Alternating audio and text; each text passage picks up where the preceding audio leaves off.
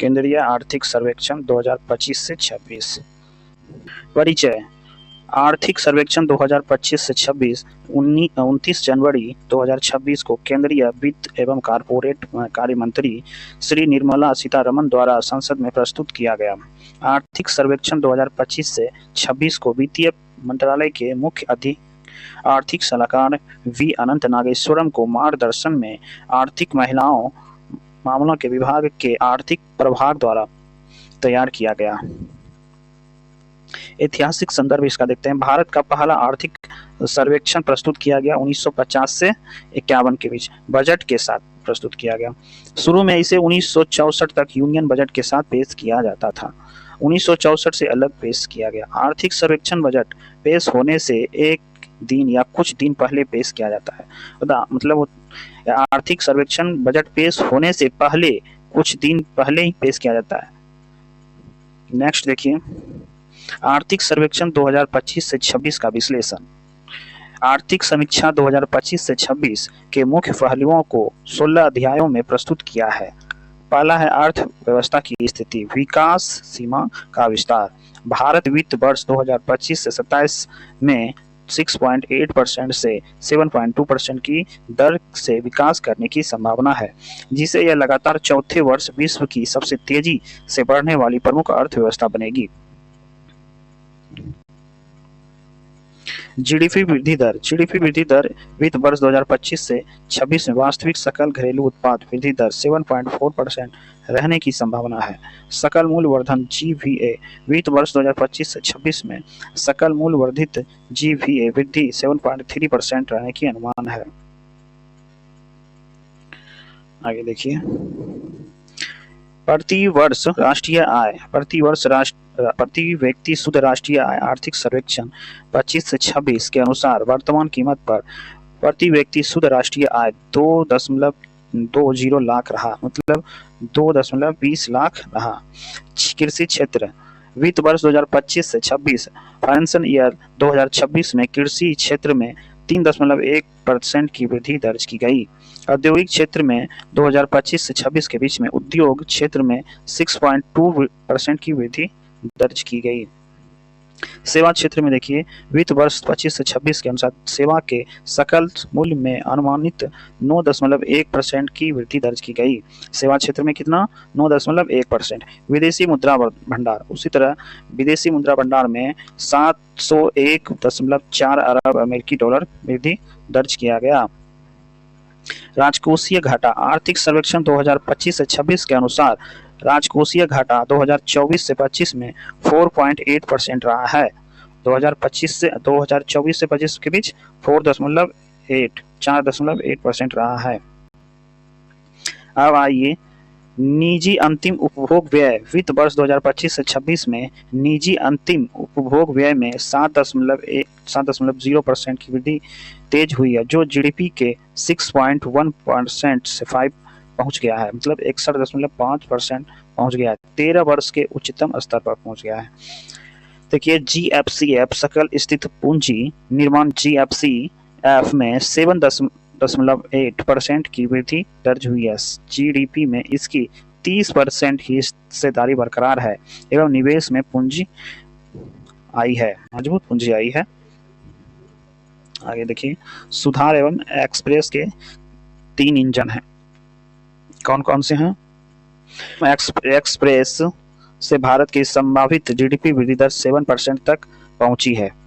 देखिए, फर्स्ट पूंजी संचय, सशक्त पूंजीगत व्यय, निजी निवेश में पुनरुद्धार, लॉजिस्टिक सुधार, श्रम इनपुट, आर्थिक औपचारिक एवं श्रम सहित का कार्यक्रम, कौशल विकास एवं रोजगारिता और कुशल कार्य उत्पाद एवं डिजिटल राज,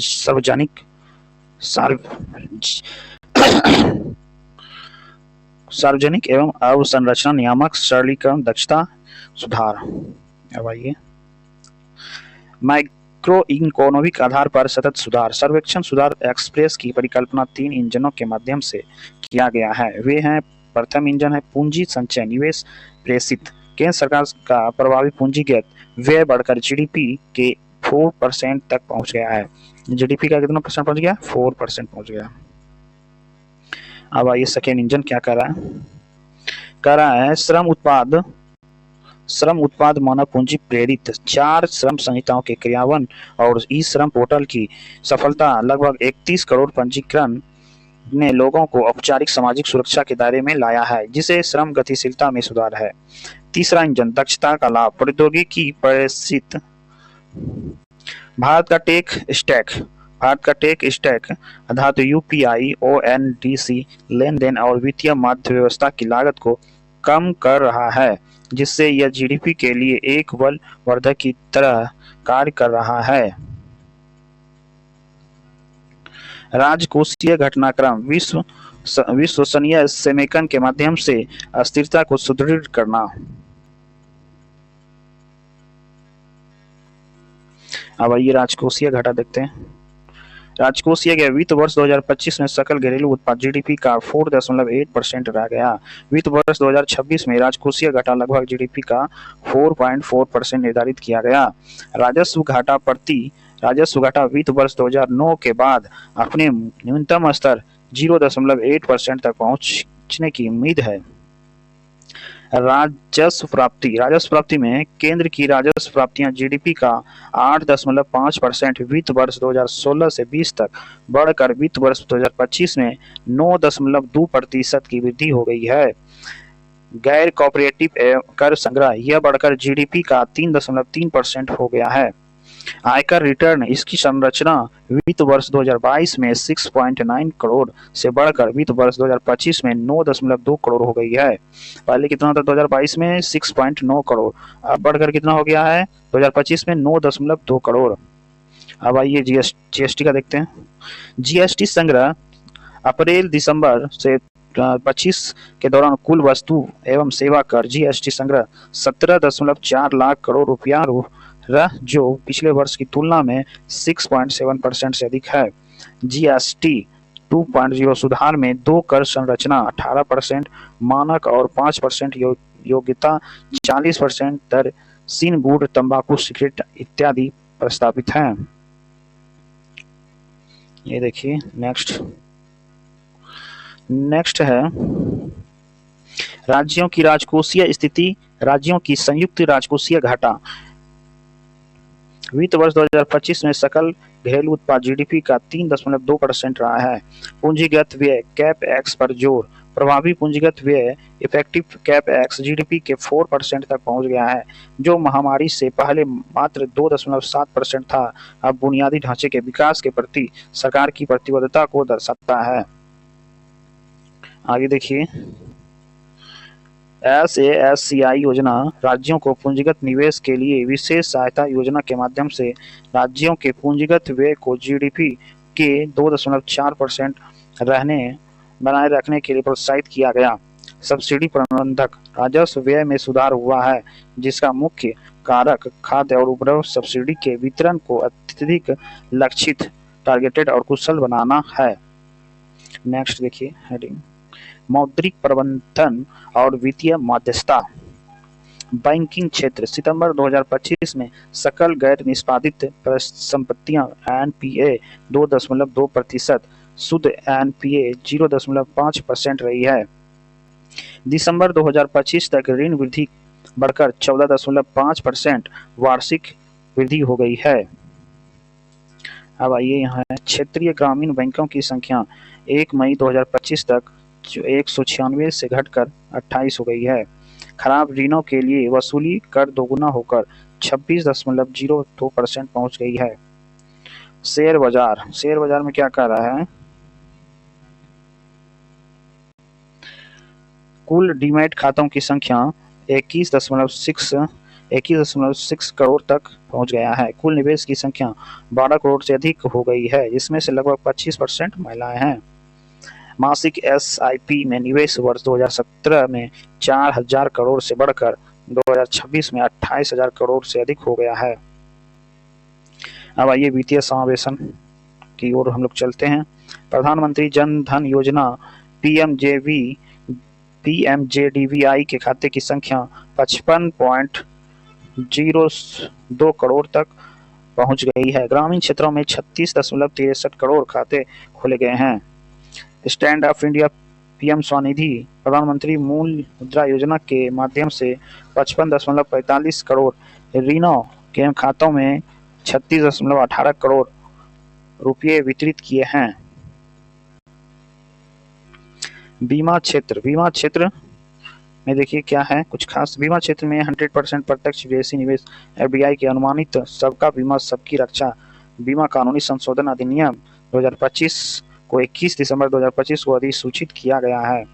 वित्त वर्ष 2025 में प्रतिबंधित परिसंपत्तियां लगभग 77.4 लाख करोड़ कुल प्रीमियम आय वित्त वर्ष 2021 के 8.3 लाख करोड़ से बढ़कर वित्त वर्ष 2025 में 11.9 लाख करोड़ हो गई है।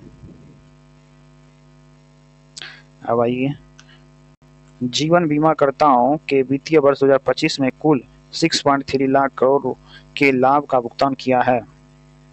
सामान्य बीमा क्षेत्र में निवल दावे वित्त वर्ष 2025 में 1.9 लाख करोड़ थे। प्रगति विस्तार मार्च 2025 तक बीमाकर्ताओं के कार्यालय 22,776 वितरण किया। अब देखिए नेटवर्क वित्त वर्ष 2025 तक 83 लाख भागीदार। पेंशन कवरेज का विस्तार पेंशन कवरेज में वृद्धि आबादी 60 प्लस के वर्ष 2021 में 10.1% से बढ़कर 2036 तक 14.9% होने की उम्मीद है। राष्ट्रीय पेंशन प्रणाली एनपीएस ग्राहकों की संख्या 211.7 लाख है। प्रतिबंधित परिसंपत्ति कितना है 16.1 लाख करोड़। ग्राहकों की संख्या 9.5% की CAGR में वृद्धि हुई है। अटल पेंशन योजना APY इसमें 641.3 लाख सब्सक्राइबर हैं। प्रतिबंधित परिसंपत्ति कितना है 44.8 हजार करोड़। वाह दूरगामी लक्ष्य तैयारी। भारत का वैश्विक व्यापार में भागीदारी।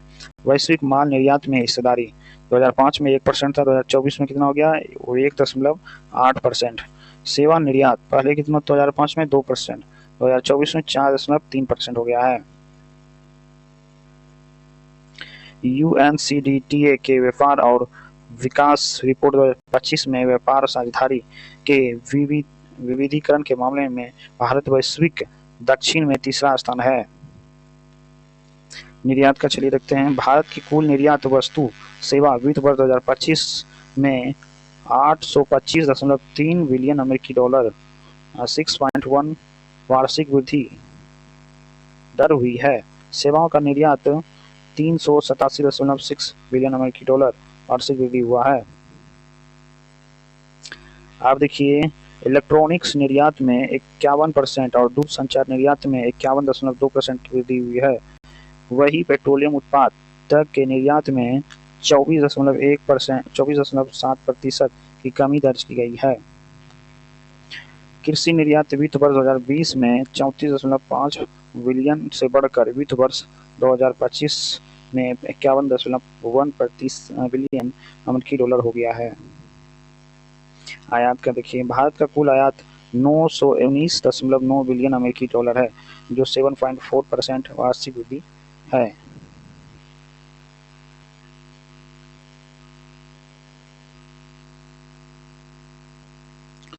देखिए संबंधित क्षेत्रों में वृद्धि। पशुधन वित्त वर्ष 2015 से वित्त वर्ष 2024 के बीच पशुधन सकल बाजार मूल्य GBAC में लगभग 195% की वृद्धि हुई है।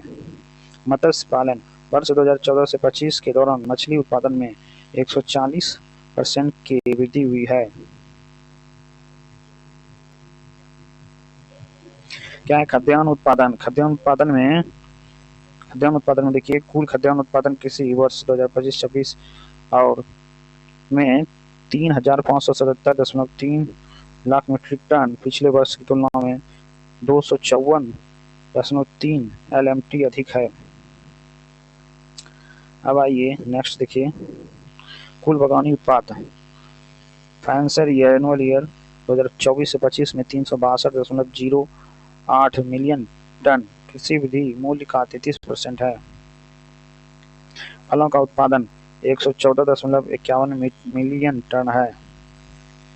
सब्जियों का उत्पादन 219.167 मिलियन टन है। सब्जियों का उत्पादन। भारत सूखे प्याज का विश्व का सबसे बड़ा उत्पादक बन गया है। भारत फलों, सब्जियों और आलू का दूसरा सबसे उत्पादक है। नेक्स्ट देखिए, कृषि निर्यात। वित्त वर्ष 2024 से 25 में प्रसंस्कृत खाद्य सहित भारत का कुल खाद्य निर्यात कितना है? 49.43 बिलियन अमेरिकी डॉलर, जो है 11.2%। वित्त वर्ष 2025 में प्रसंस्कृत खाद्य निर्यात की हिस्सेदारी 20.4% हो गई है। 2018 में 14.9% का था।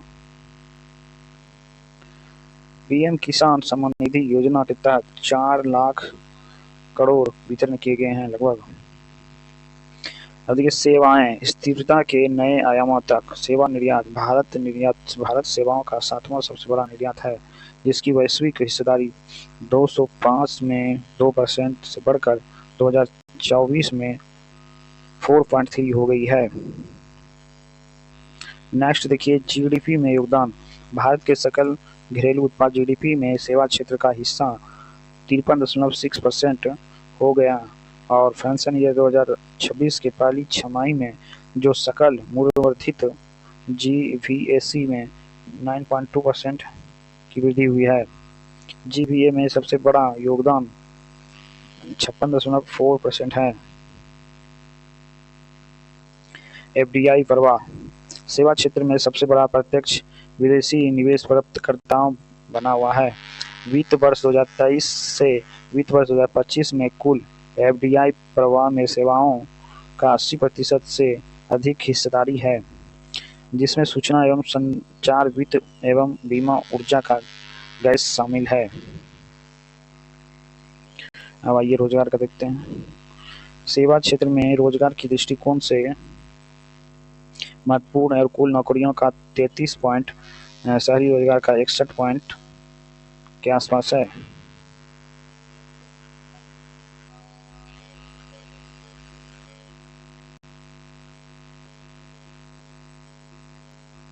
अब आइए देखते हैं स्टार्टअप इकोसिस्टम। भारत विश्व में तीसरा सबसे बड़ा प्रौद्योगिकी स्टार्टअप इकोसिस्टम का मेजबान है।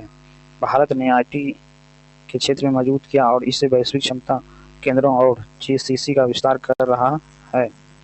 फाइनेंशियल ईयर 2024 में 1700 हो गया है। आप देखिए, पर्यटन क्षेत्र।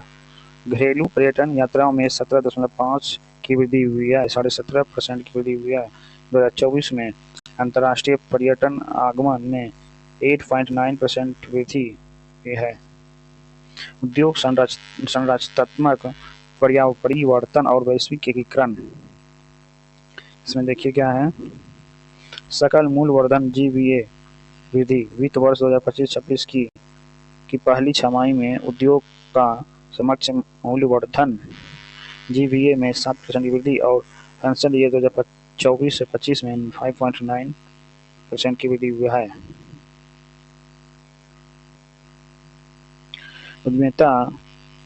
उद्यमिता नीति की संस्कृति में 12वें रैंक है, ट्रेडमार्क में 4वें, पेटेंट में 6ठे, औद्योगिक डिजाइन में 7वें। वैश्विक नवाचार सूचकांक 2025 में 38वें स्थान, 2015 में 81वें था।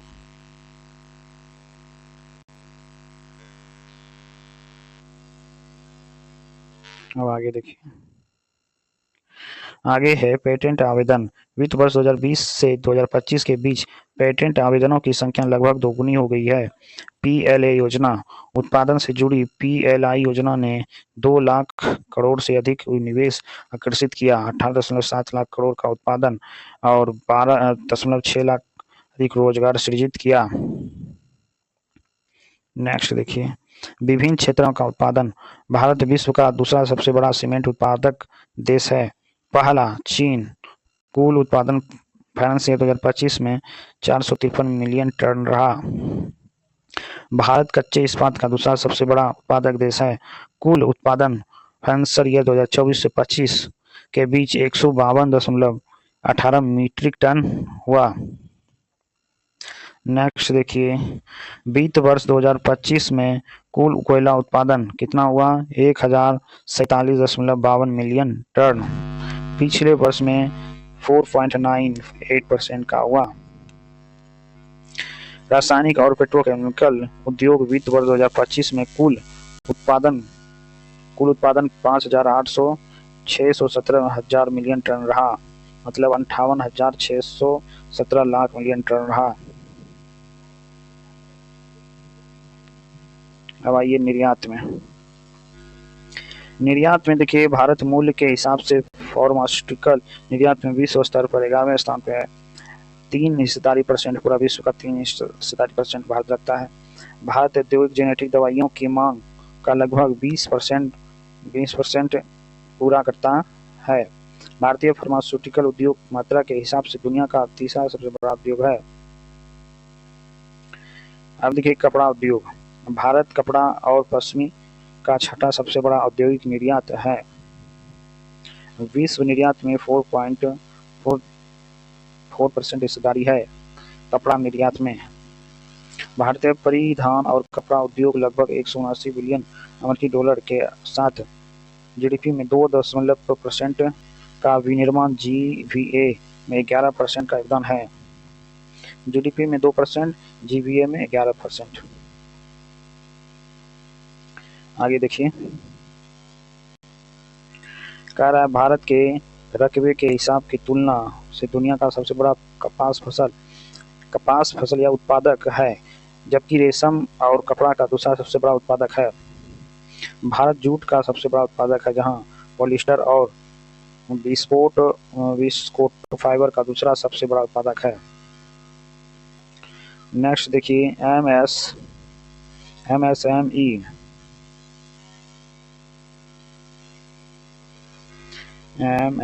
आपने एमएसएमई में देखिए क्या कर रहा है। एमएसएमई में भारत का औद्योगिक अर्थव्यवस्था का रीढ़ है। विनिर्माण में लगभग 35.4% हुआ है। निर्यात में लगभग 48.58% है। जीडीपी में 31.1% है। रोजगार में 32.82 लाख करोड़ से अधिक। आइए नेक्स्ट देखते हैं। 7.47 करोड़ से अधिक से 7.47 करोड़ से अधिक उद्यमों के साथ कृषि क्षेत्र के बाद दूसरा बड़ा क्षेत्र है। कृषि के बाद दूसरा बड़ा कौन क्षेत्र है? ये वाला क्या था? ये एमएसएमई क्षेत्र में है। ठीक, याद रखिएगा। और देखिए, नेक्स्ट हेडिंग है निवेश और अवसंरचना एवं कनेक्टिविटी क्षमता तथा प्रतिस्पर्धा का सुदृढ़ीकरण। कह रहा है व्यय राशि। चलिए देखते हैं व्यय राशि। बुनियादी ढांचे पर केंद्रीय व्यय 4.2% गुना बढ़कर 2.63 लाख करोड़ फाइनेंशियल ईयर 2018 से 11 लाख करोड़ हो गया है, जबकि प्रभावी पूंजी का व्यय 15 लाख करोड़ रहा है। राष्ट्रीय जनमार्ग। कुल राष्ट्रीय जनमार्ग नेटवर्क फाइनेंशियल ईयर 2026 से 1,46,572 किलोमीटर। 2014 में 91,287 किलोमीटर। अभी पूछेगा राष्ट्रीय राजमार्ग कुल कितना पर किलोमीटर, तो क्या बोलिएगा? राष्ट्रीय राजमार्ग है अभी 2026 तक 1,46,572, 1,46,572। ठीक है।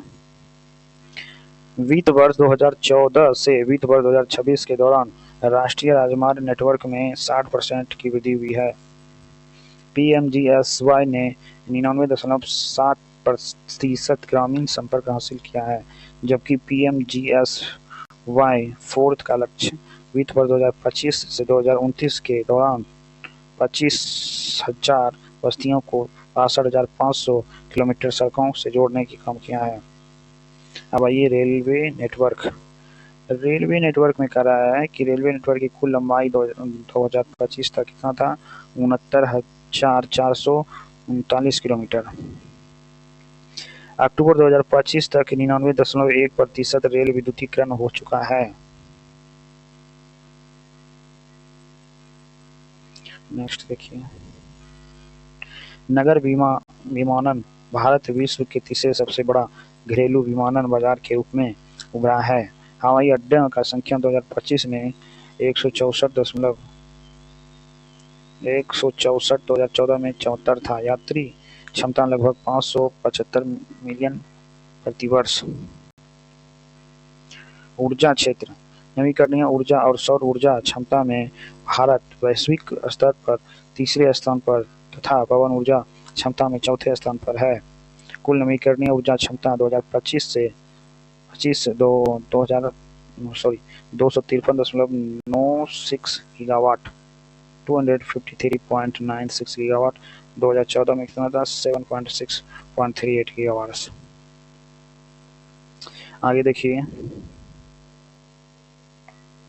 नवंबर 2025 तक ऊर्जा क्षेत्र में स्थापित कुल ऊर्जा 509.74 गीगावाट तक पहुंच गया, वृद्धि 11.6 साल पहले।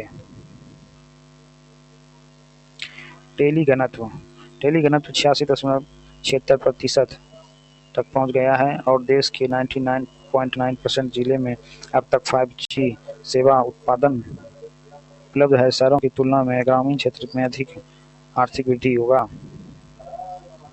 जल जीवन मिशन दिसंबर 2025 तक जल जीवन मिशन के तहत 81% से अधिक ग्रामीण परिवारों को स्वच्छ जल पानी उपलब्ध है। कितना है, 81%। आइए, अंतरिक्ष अवसंरचना Bharat space docking experiment mission के माध्यम से स्वायत्त उपग्रह डॉकिंग प्राप्त करने वाला विश्व का चौथा देश बनकर अंतरिक्ष अवधारणा को मजबूत किया है। अब आइए, नेक्स्ट है अंतर्देशीय जल परिवहन।